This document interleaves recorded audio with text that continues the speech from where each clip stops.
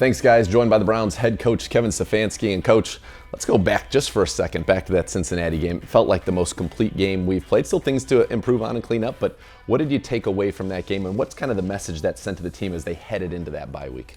I think it was an example of complementary team ball. I think early in the game, our defense played really, really well through the first 3 possessions, which kept us in it. Yep. And then offensively, we've kind of found our groove in the middle there and certainly come out of halftime. But it was a great example of special teams was working to help the offense. Offense was working to help the defense. And you come away with a great team win showing complementary football. When you played an offense like that and you were without some of your key players, and to see, Greg go through the oblique injury and play every snap, not come off the field, MJ step up the way, did AJ Green, Taki without JOK. What did that kind of say to you about some of your guys who stepped into big roles and did it in prime time? Yeah, it's a huge deal. I think in this game, as we know, you're going to be without players at times due to injury, which nobody likes, but guys have to step up, and we've seen it over the years, and I thought great examples of it the other night. And Taki's a guy you mentioned, playing our base linebacker position. We're not in base very much based on what other teams are doing. So sure. All of a sudden, his role increases, and he really responds. He tackles, he plays with an energy. So that was so encouraging to see. You mentioned Greg Newsome. Really was not sure if he was going to be able to play. Worked him out pre-game, gave it a go, and then plays every single play of the game. So those are those individual performances that you have to highlight, because while it is a great team game and It's a great team win, really those are built on some unbelievable individual efforts.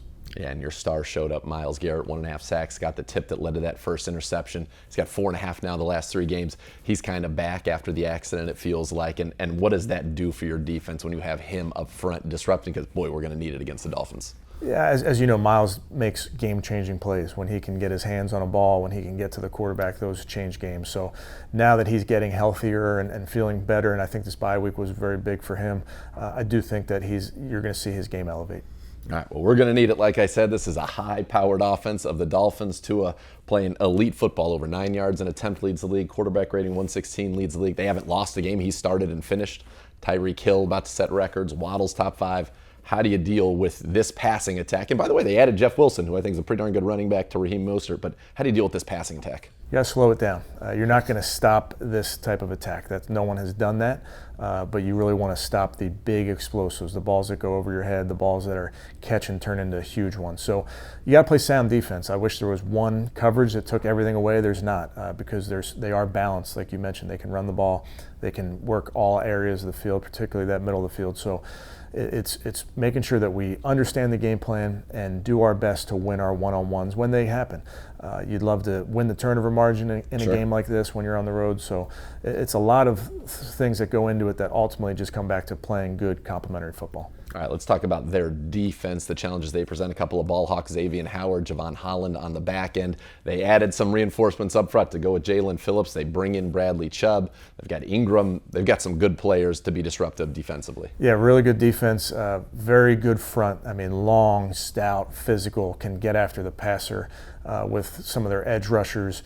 You look at the linebacker level, speed, and then you mentioned the secondary. I think Holland's a really, really good young player, and then 25 is as good as they come in this game. So they got really good personnel across all 3 levels of the defense, and I think they're well coached, so it's a huge challenge.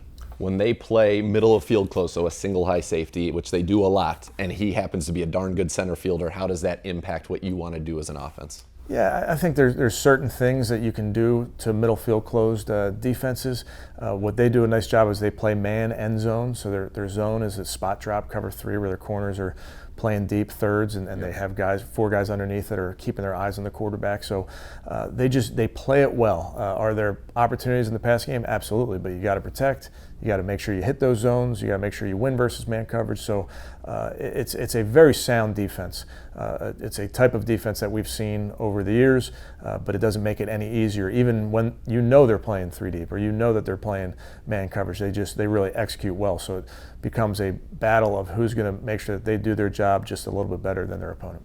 We've talked a lot about Jacoby, Amari, Nick Chubb, all of that. Let's talk for a second about Donovan Peoples-Jones and what he's given you, the consistency, over 50 yards, 5 straight games, what he does in the run game. Are you really pleased with how he's kind of developed now here in this 3rd year?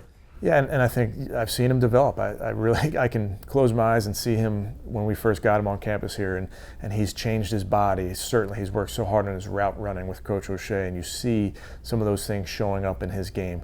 He's a very, very dependable player from a coach's standpoint, because I know he's going to do exactly what we tell him, and for the quarterbacks, they know he's going to be where he's supposed to be, and when the ball's in the air, he comes down with it. I think that's what contested catches are. It's the ball's in the air, who's it going to be?